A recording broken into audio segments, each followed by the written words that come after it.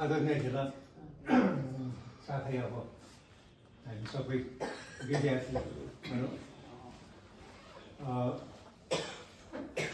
आज यहाँ बोल्नुपर्छ भने पनि मलाई वास्तवमा त थाहा थिएन। अघि मात्रै जिल्लाले केही भन्नुपर्छ भन्नुभयो।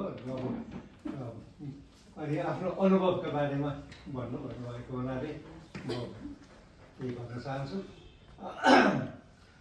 गेलाले धेरैचोटि भनिसक्नुभयो।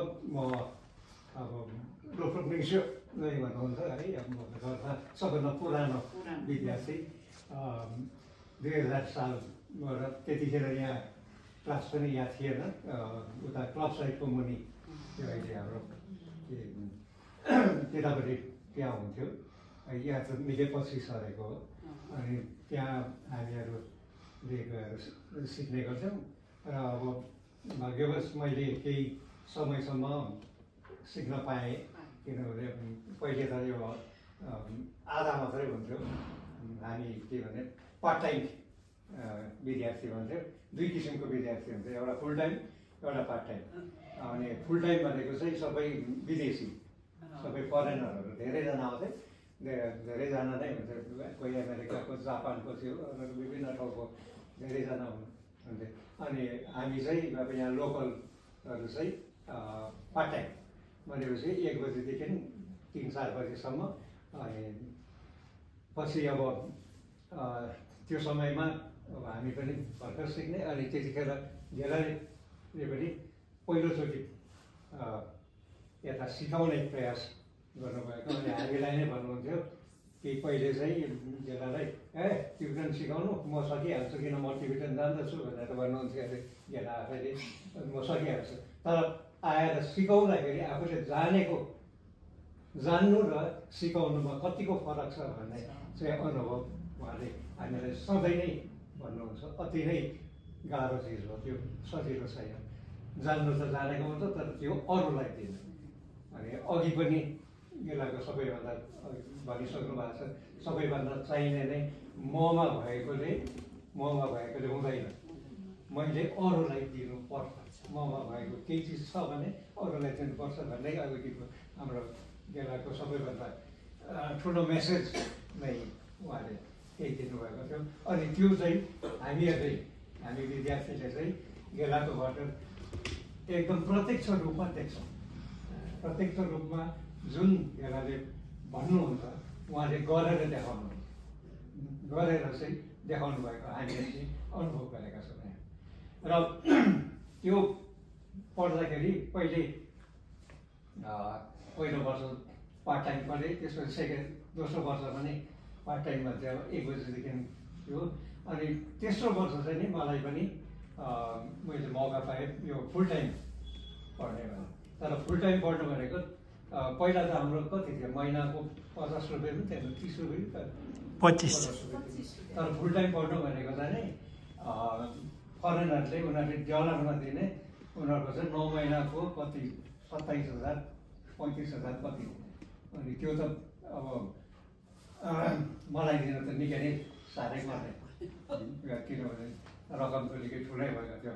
अनि रै पनि हाम्रो यहाँ मन्जुश्रीको अब प्रेसिडेन्ट हाम्रोदेखि लिएर सबैले उहाँहरूले ल पढ्नेलाई चाहिँ हामी मौका दिन्छौँ भनेर त्यसको जति थियो दाम 9 महिनाको, त्यसको आधा पनि होइन, आधाको पनि आधा अझै पनि घटाउनु भएर मैले करिबन एकदमै सामान्यमा मैले 1 वर्ष पुरै पढ्न पाएँ। तर त्यो मौका सायद अरू कसै कहीँ पनि पाइँदैन।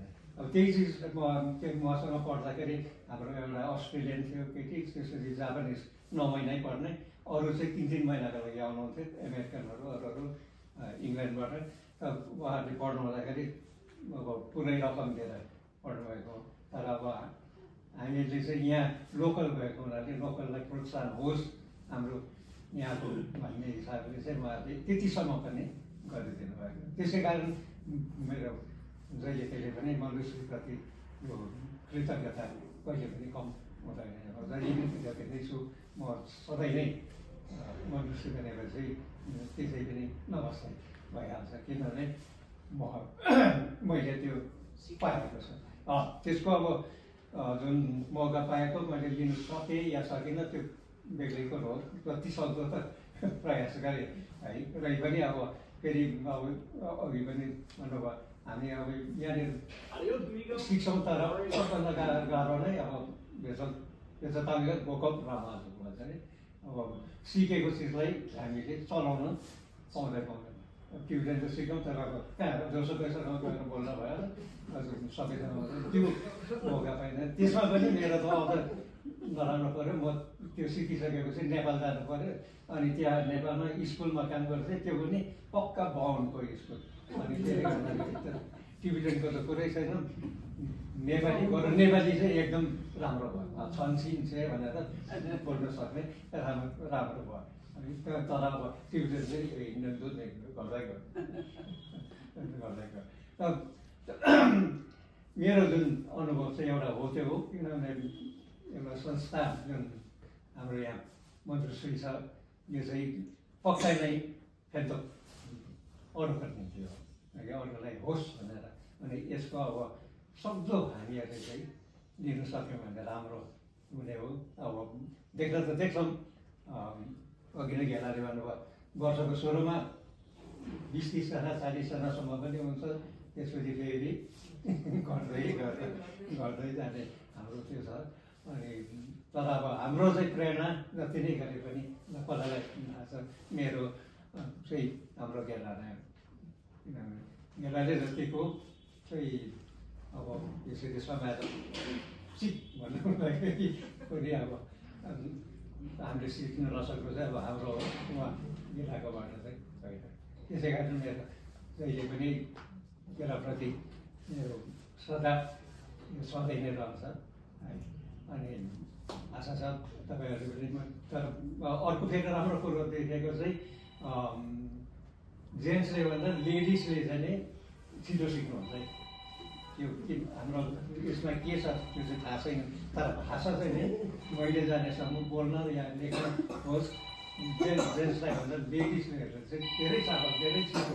अघि भन्नुभयो जस्तै कसैले एक महिनामै 3 महिनामा पनि धेरै नै उनीहरू गर्नु, जुन हामीले सक्दैनौँ। अब यहाँ आएर गरिराख्नु भएको छ, बाबाले त अब हकप धेरै गर्नुभएको छ। गर्दै जाउँ, अनि यो चाहिँ निरन्तर बसोस् भन्ने यो कामना मेरो पनि सधैँ नै छ। र त्यति भन्छ म बिदा।